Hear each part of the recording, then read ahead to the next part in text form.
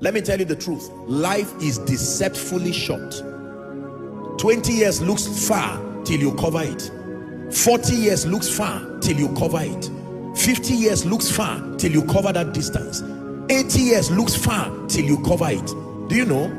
The celebration of birthdays is not celebrating how far you have come. It's also acknowledging how much is left.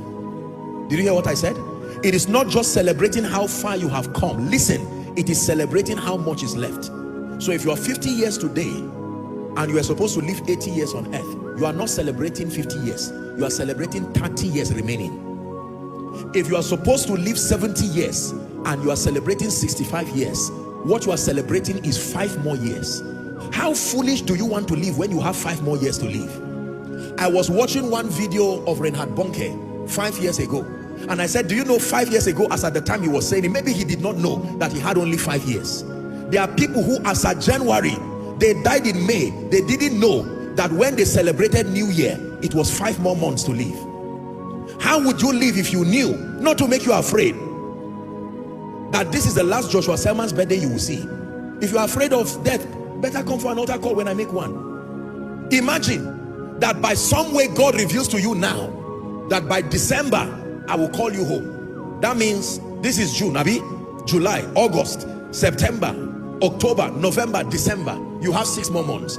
Then somebody who does not know where he's going comes to waste your time, and until October you are still roaming around life and destiny. Listen to me. One day you will not be here. Accept it or not. One day you will not be here. Every dead body on earth is a sermon, a constant reminder that the clock of destiny is ticking, and one day it will stop. Did you hear me? Every dead body you see today, from today, see it as a sermon. Don't just see it as a corpse. Every dead body, some of those dead bodies were stubborn while they were alive. Some of those dead bodies were arrogant. They said they would not die. Some of those dead bodies carried stubborn spirits. Some of those dead bodies carried arrogant spirits. Some of those dead bodies carried wicked spirits. Some of those dead bodies carried godly and prepared spirits. But in any case, it's now a dead body. You don't call a dead body a preacher. You don't call a dead body an armed robber. Let me tell you the truth. My life changed when I began to walk in the consciousness of the brevity of life. It didn't put fear.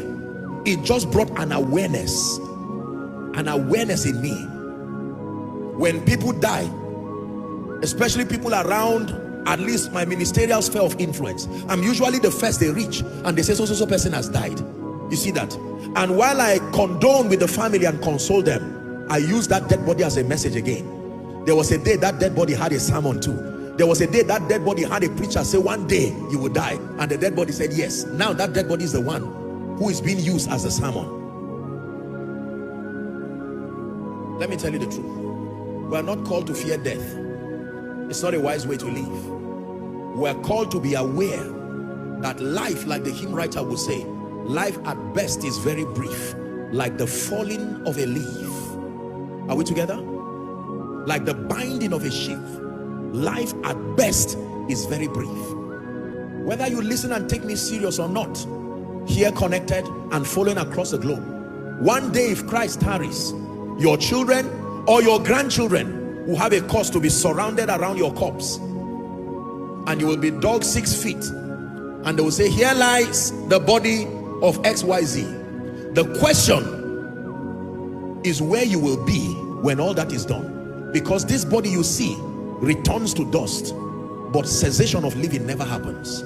You never cease living. Dimensions change. This is why it is foolish to live life as if you indefinitely have the power to decide whether you will go or not. It's not true. It's not true. It's not true. There are many people who were on earth. Do you know there are people who were alive on Sunday as I was preaching, but today they are gone? This Sunday, I mean Sunday. Maybe they were preparing to connect online again and listen next Sunday, and by this morning it was over already. So teach us to number our days. Teach us to number our days. Many of us today will not love the Lord and will not serve the Lord because of mundane things. Money, house, car. By the time you die, that car will not go with you. by the time you die, that promotion will not go with you. I'm not saying to be earthly irrelevant, but I'm saying burn it in your heart. Carry this consciousness that every other thing only finds its relevance provided you are alive. So that in being alive, in order of priority, the first thing you should secure is your state with God. That I have peace with God. And that you get to a point where, like Paul, you say, for me to live is Christ and to die is gain. I wonder how many people can make that statement in this place, that in truth, for me to live is Christ and to die is gain.